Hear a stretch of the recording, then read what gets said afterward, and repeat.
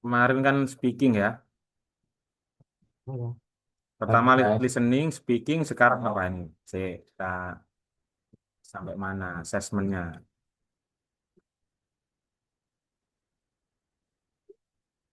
Sabar dulu.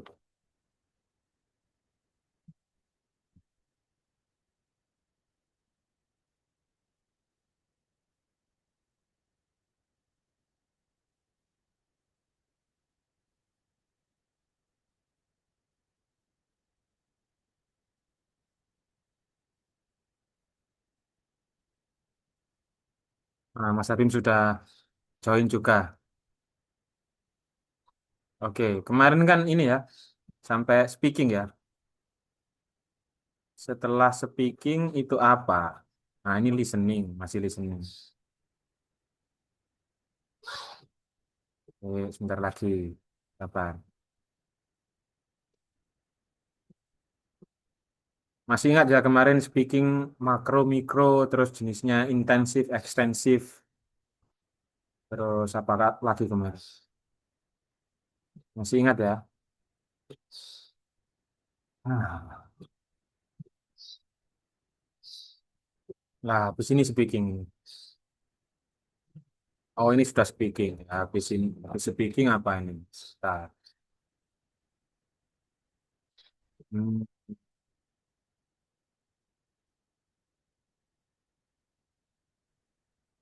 nanti enggak lampai di telepon belum di.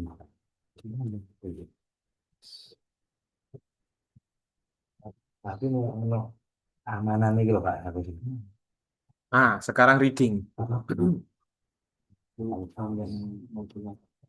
Siap ya? Aku nggak tahu. Reading sekarang. Sebelum kita mulai, ada pertanyaan tentang assessing listening sama speaking kemarin. Ada yang bingung? Sekalian ya, saya mau share UTS besok itu tentang apa? Ya, sekalian setelah reading ini, setelah kita membahas reading ini ya. Ada pertanyaan Mas Abim ini, WA. Apa ini? Oh iya, kemarin off itu saya mohon maaf, kelupaan mau ngajar ternyata pindahan penerbitnya itu pindah ke Bangsal. Jadi kelupaan sak pelengan bersih-bersih juga. Terus apa? Bawa-bawa barang gitu. Wah, kayaknya ini nanti setelah ini sedikit juga saya jelaskan UTS-nya yang kemarin ya, yang kemarin. Ada waktu sedikit saya minta untuk apa materi yang kemarin itu, materi yang kemarin kita off itu. Oke, sip. Kalau tidak ada pertanyaan, kita mulai saja. Kita mulai saja terkait reading ini. Eh, Sebenarnya ini mudah sekali ya. Reading ini sama kayak listening. Reading ini sama kayak listening.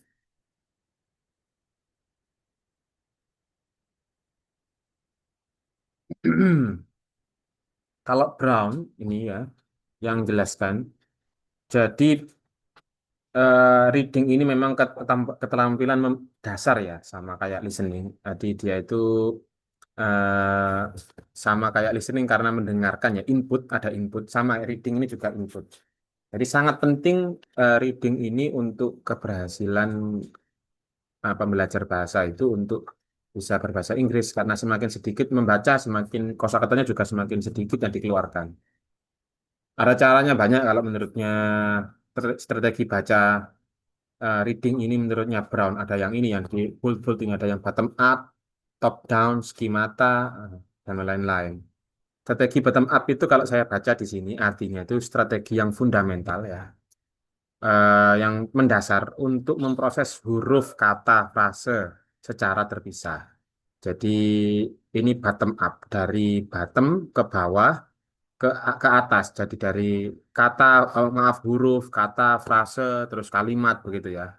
Itu caranya membacanya itu dari sedikit-sedikit dari yang fundamental, dari yang dasar. Lawannya top down itu strategi membaca yang digerakkan secara konseptual berdasarkan mungkin ya berdasarkan pengetahuan latar belakang atau kontennya atau konteksnya atau pemahaman secara keseluruhan. Jadi dari top ke down gitu. Kalau jadi kalau kita lihat penilaian kemampuan membaca ini tidak berakhir dengan pengukuran pemahaman saja, tapi justru jalur strategis yang dimaksud ini melibatkan faktor-faktor yang harus ditanamkan pada pembelajar, terutama di dalam kelas. Jadi penting sekali cara-cara seperti ini untuk mengajarkan. Nanti detailnya itu ini ya, detailnya itu di prinsipal. Heeh, heeh. Anduk emang tak lebokno anduk. Pak Dani mau.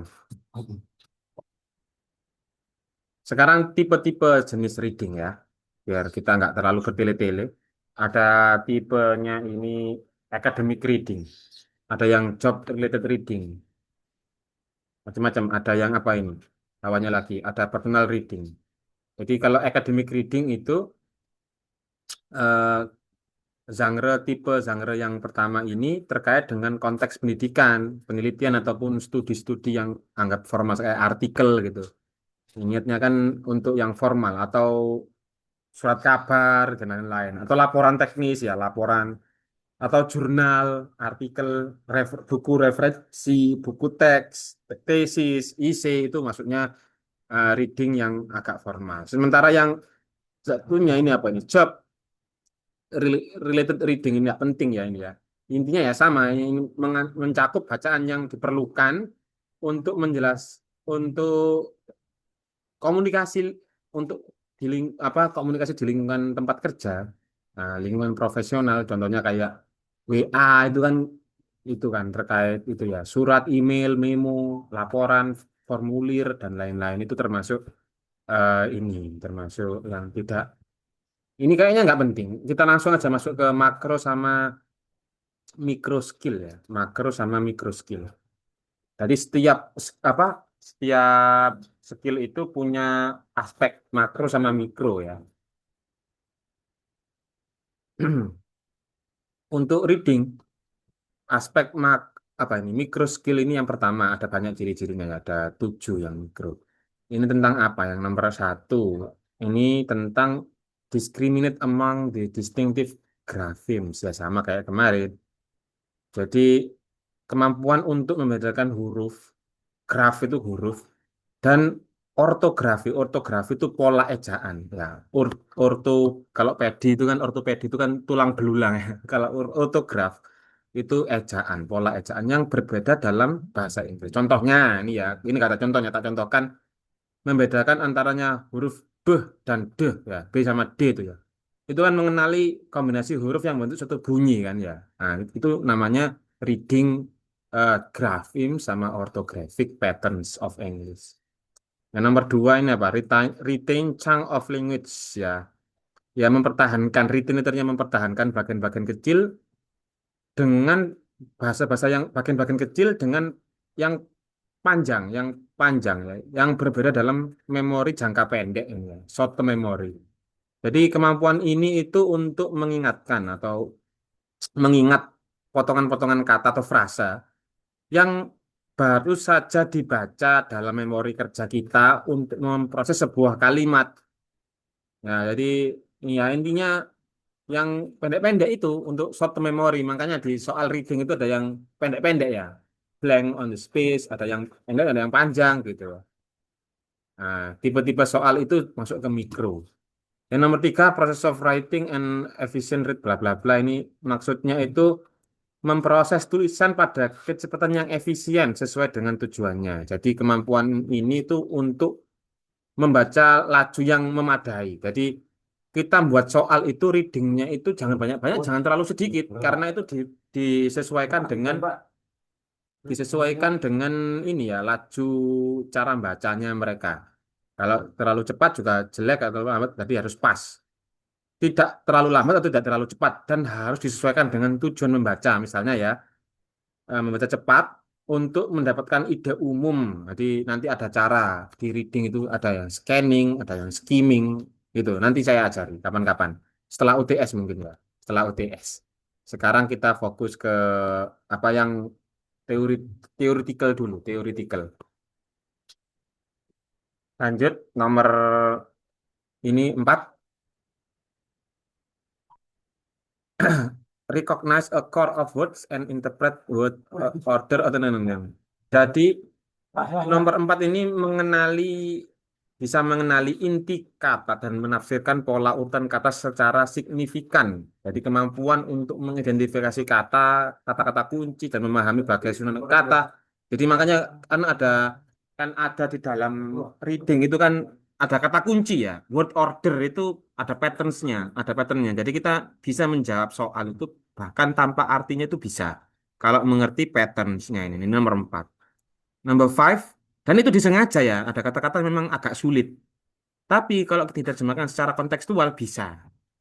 Dan pasti tidak akan paham kamu. Karena memang itu sengaja, soal itu disengaja, nomor 4 itu disengaja untuk kita itu berpikir. Jadi masuk ke working memory-nya. Number five, recognize grammatical word. Ya, ini tentang tata bahasa ya, grammar ya. Seperti kata benda, kata kerja, atau sistem kayak past tense, tenses, dan subjek predikat atau pola-pola atau bentuk-bentuk yang lain.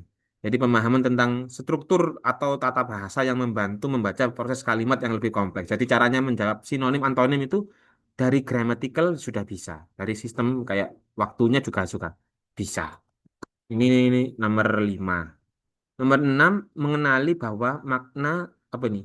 Recognize that a particular meaning may be expressed in different grammatical form. Maksudnya itu kita bisa mempunyai atau mengenali ya bahwa makna tertentu dapat diungkapkan dalam bentuk atau tata bahasa yang berbeda. Jadi makna itu bisa diterapkan di berbagai bentuk macam-macam. Jadi kita memahami bahwa ide yang sama itu dapat disampaikan dengan menggunakan struktur kalimat yang berbeda. Idenya sama tapi bentuk kalimatnya berbeda itu bisa. Itu fokusnya nomor 6. Kita bisa mengenali itu. Macam-macam ya. Jadi makanya ada intrinsik sama ekstrinsik itu. Ide-ide pokok, what is the main idea of this paragraph itu beda-beda kadang-kadang soalnya ya. Number seven, mengenali apa itu? Recognize cohesive devices in written discourse. Itu maksudnya begini, mengenali cohesive device itu perangkat kohesif dalam wacana tertulis dan perannya dalam menandakan hubungan antar klausa.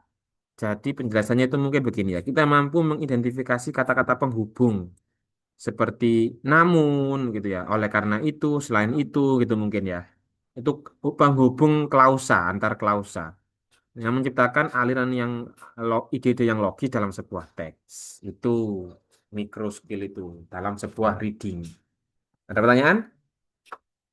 Tidak ada? Lanjut ya. Sekarang fokus ke nomor 8, makro skill yang lebih besar ya di nomor 8 ini tentang apa, Pak? Reading makro ini nomor 8 ini mengenali bentuk retoris wacana tertulis dan signifikansinya untuk interpretasi. Maksudnya apa?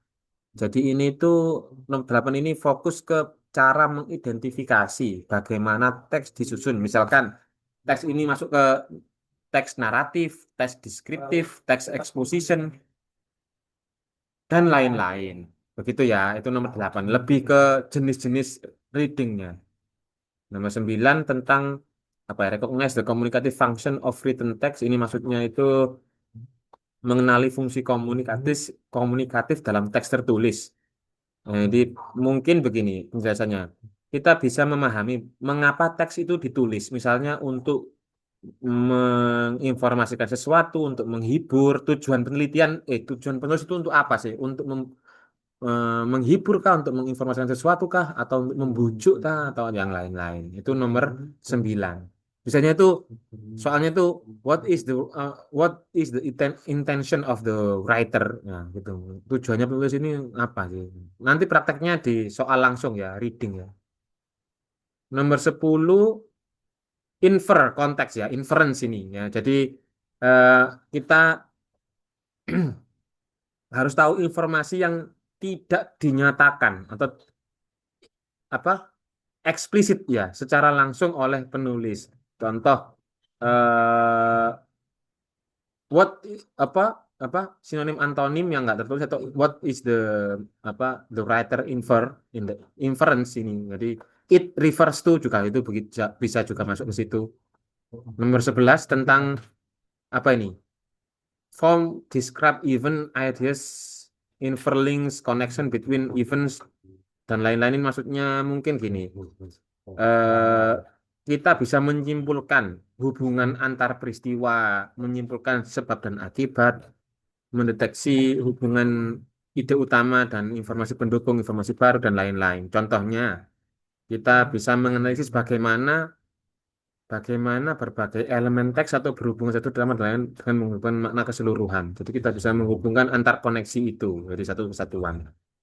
Kalau yang nomor 12 lawannya secara literal harfiah ya dan tersirat atau implied ya implied meaning tersirat. Jadi bisa makna harfiah atau tersirat.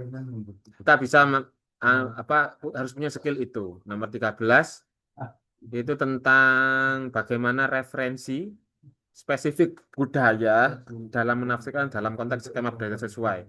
Contohnya menggunakan pengetahuan budaya untuk memahami rujukan atau asumsi yang dibuat oleh penulis. Ini makanya penerjemah itu sulit karena ini berhubungan dengan budaya. Jadi kita kalau membuat soal itu ditentukan budayanya. Kalau kita di Madura ya sesuaikan dengan budaya mereka. Kalau di Mojokerto ya Mojokerto gitu ya. Itu fokus ke makro skill. Number 14 yang terakhir, develop and use a battery of reading strategies such as scanning. Nah, nanti yang sudah saya jelaskan scanning, skimming itu kita harus punya strategi untuk membaca. Kalau hanya membaca manual pakai kamus tidak terjemahkan secara literal nggak akan selesai dan waktunya akan habis. Itu ya. Itu ada pertanyaan? Itu makro sama mikro skill. Ya, itu makro sama mikro skill. Nah, ini ada 10 cara strategi ya untuk menjawab soal reading. Ada 10 cara untuk menjawab soal reading. Sebenarnya ini harusnya saya contohkan juga apa? Saya contohkan juga ininya, soalnya. Tapi setelah UTS saja biar ini ya, biar fokus.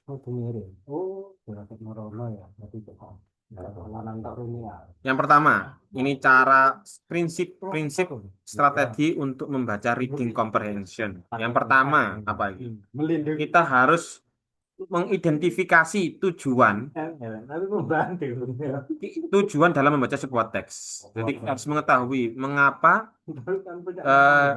kalian membaca itu. Misalnya ya, kita mencari informasi spesifik, mendapatkan ide umum atau studi mendalam untuk menemukan sebuah cara atau cara membaca. Kita harus tahu tujuan kita itu untuk apa.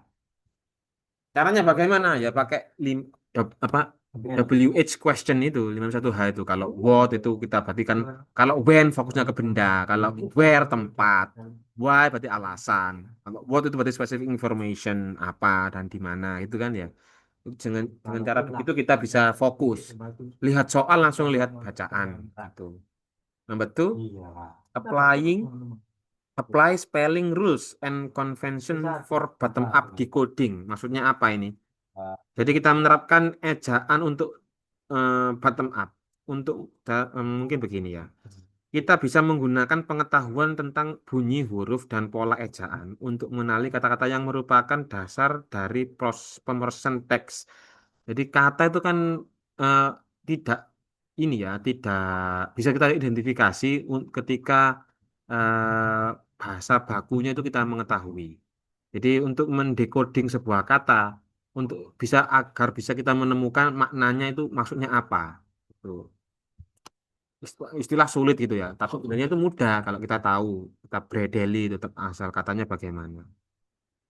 Number three, the use of apa ini? Lexical analysis prefix, root suffixes to determine meaning. Ya, kita menggunakan analisis leksikal ya.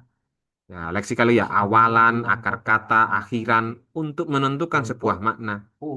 Jadi kita pecah-pecah sama ya, kita pecah-pecah untuk memastikan maknanya.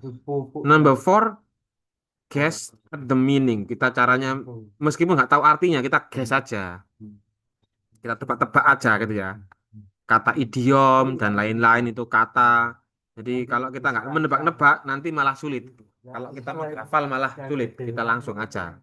Kalau ada, ada film, nggak usah pakai subtitle, langsung kita ini, langsung kita kira-kira ngomong apa sih orang-orang itu. Pasti bisa itu lama-lama. Ya. Atau subtitlenya itu pakai bahasa Inggris, pasti bisa kalian ya. Oke, gitu.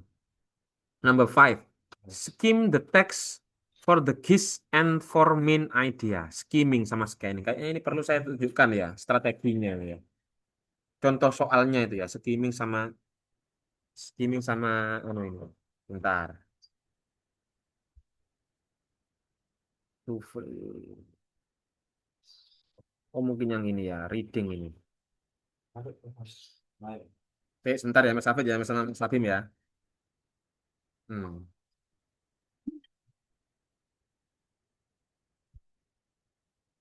Ya sama kayak tadi ya. Reading itu ada tiga, ada tiga loh. Podo karo wingi.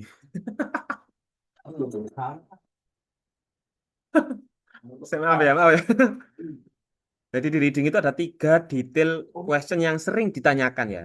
Tapi ini bukan patokan, tapi biasanya yang ini yang sering muncul. Yang pertama, fokus ke topik sentence. Ini untuk menanyakan ide pokok, terus what is the passage tells us about gitu. Atau judulnya nggak ada, kira-kira judulnya itu judulnya tentang apa? Ini top fokus pertama. Nomor dua, fokus tentang detail atau specific information ya. Jadi eksplisit sama implisit biasanya begitu. Terus vocabulary, reference, inference sama sinonim. Langsung aja kita masuk ke itu kan tipe-tipenya ya. Kita masuk ke ini cara jawabnya begini cara jawabnya. Untuk soal-soal ide pokok, look at the paragraph and read the first sentence of each paragraph. Ya, Sa- sampai tiga paragraf atau lebih dari tiap-tiap paragraf itu kamu baca ide pokoknya.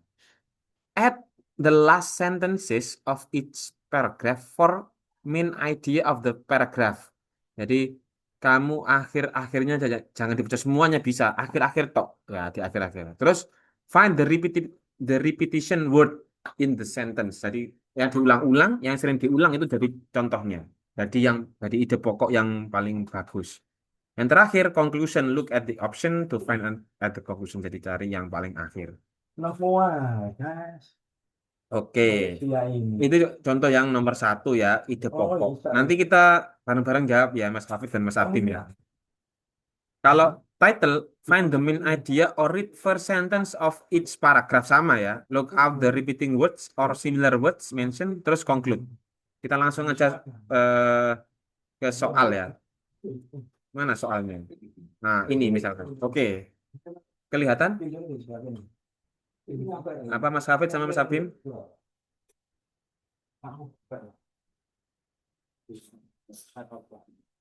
Tapi lumayan kan, bisa bilang nanti itu tutup di tanda ya. Nomor satu misalkan. Ayo, Mas Abim sama Mas Hafid. Jawabannya apa? What does the passage primarily discuss? A. Operating cost pipeline. B. Employees in pipeline company. C. Pipeline manufacturers. D. Construction of pipeline. Mana yang jawaban kamu? Ada yang jawab nih. Aduh, dulu, salah, salah. Ah, Mas Abim ini terlihat. Iya, jawabannya apa nomor satu? Kira-kira. Wah, lu gol. Antara ambek goblok mau ambek mus. Loh, kan dia ini. Tak pas lokat.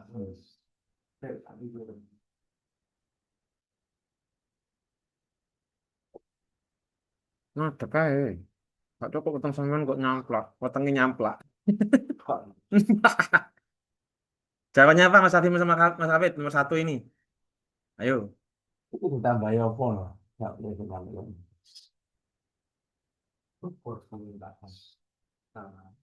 Lek gak iso aja dipaksa Mas. Paku lah, palu lah, ono pakai paku. Untuk aneh kok. Ini soalnya Ini udah boleh jadi. oh no sore-sore kok metu. Terus ini ya harus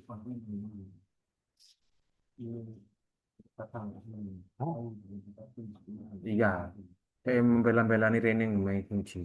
Boro. Mas Habib jawabannya apa? Halo Mas Habib, cek. Mas Hafid juga, Mas Hafid. Nomor satu jawabannya apa? Kita lihat tadi ya caranya ya. Kita lihat ini soal paragraf pertama. Paragraf pertamanya tentang apa? Di Alaskan Pipeline. Frozen at the frozen edge of Arctic Ocean. Nah, jawabannya berarti di situ, ngomongan pipeline. Terus apa? Bapak jawabannya apa? D. Betul. Kamu kalau ragu, jawabannya ini apa? Lihat paragraf bawahnya. Steel pipe cross, Sama. bla bla bla. Resting on its shape, steel racks called bands. Nah, ini kan tentang konstruksi ini kan, pipeline-nya. Jawabannya D. Gitu. Itu caranya ya. Mudah sekali. Nomor dua, ini caranya seperti ini. Di sini caranya. Mana nih? Yang ini adalah.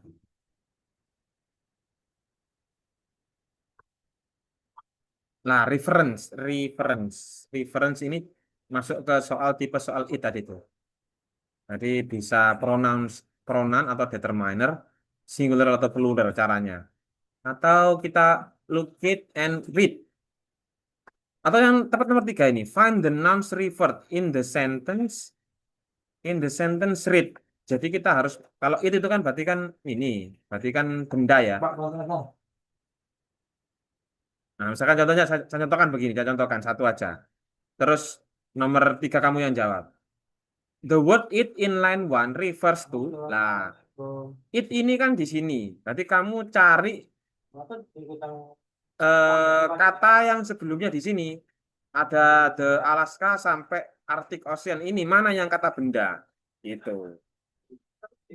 Apa Mas Abim jawabannya? Kamu apa? Tanya apa? Yang Apa? Oh, A lah. Coba ya, kita lihat ya.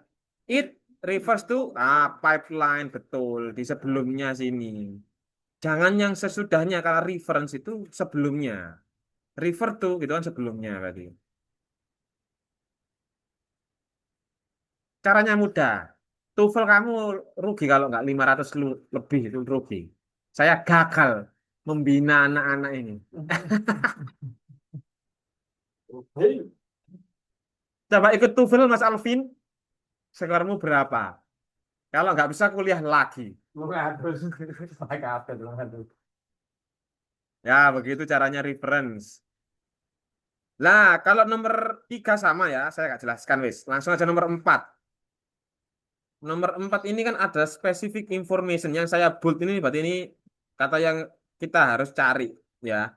According to the passage, how long does it take to transfer 2 million barrel oil through the pipeline? Nah, kata kuncinya itu yang spesifik itu yang khas ya. Ini yang saya bold ini. 2 billion barrels oil. Kita cari ini namanya specific information. Ya, cari dua 2 millions to apa ini? Tulisan nih kayaknya. Iya, enggak, 2 million barrel. Cepat-cepatan nyari di sini. Cari 2 million barrels oil. Cari. Oh, habis. Udah juta lah ya, mau sampean langsung lebih. Udah.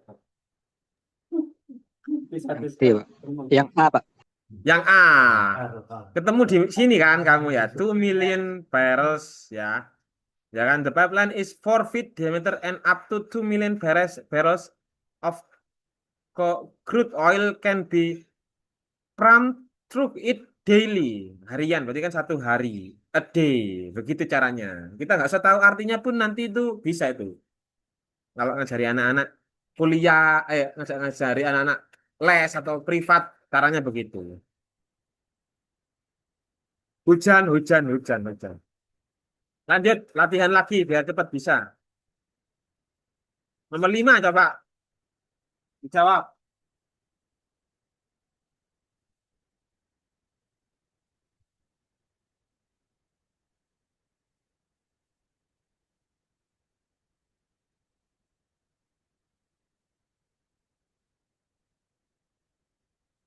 Ini soal sinonim antonim ya.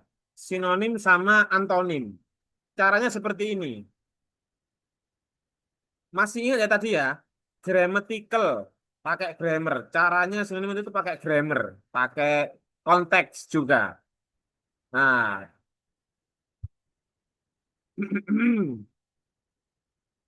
mana sih ini? Oh, yang ini sinonim.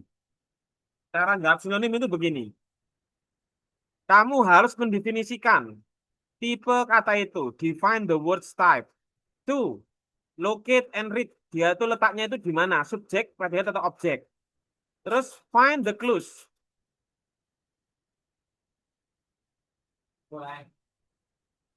Description, example, sama repetition. Terus number 5, determine the answer by concluding all clues. Itu proper ya. Ayo coba ini. Nomor 5. Kata-kata follow, ini ya, follow ya. Follow ini predikatnya apa? Dia itu predikat, kata kerja atau apa? Gitu ya. Jawab, coba. Astagfirullahaladzim. Astagfirullahaladzim. Pak Irfan. Irfan. Predikat mungkin, Pak. Apa, Mas Hafid? Predikat. Apa? Predikat. Apanya apa? Jawabannya belum, Pak.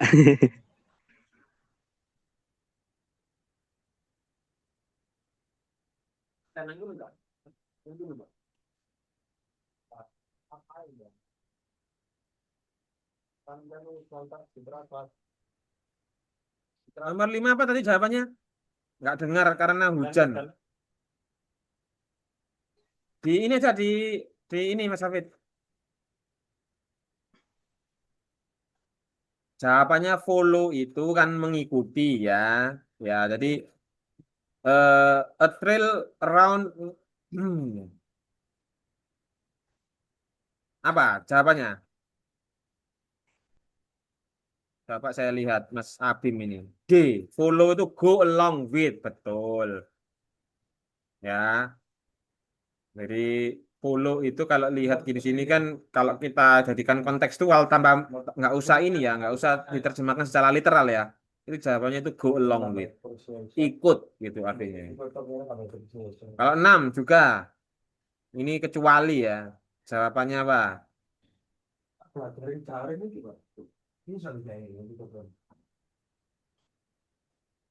Remang-remang ini. Enak kan jawabannya tau. Iya. Kayak ngece Pak Irfan.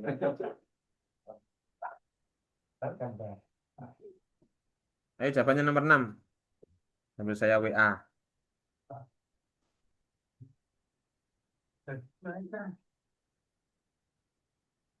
Bisa. Kurang 5 menit lagi meninggal ini Zoom-nya. Meninggal dunia Zoom-nya. Mas, terima kasih itu. Sudah Pak, terima kasih Pak. Tuh, mek ngono tok. Jawabannya nomor 6 apa? Nomor 6 ini kan ini ya. Rute pipeline. Pipeline route kata kuncinya. Kamu cari pipeline route ini. Mana? Rute-rute pipeline.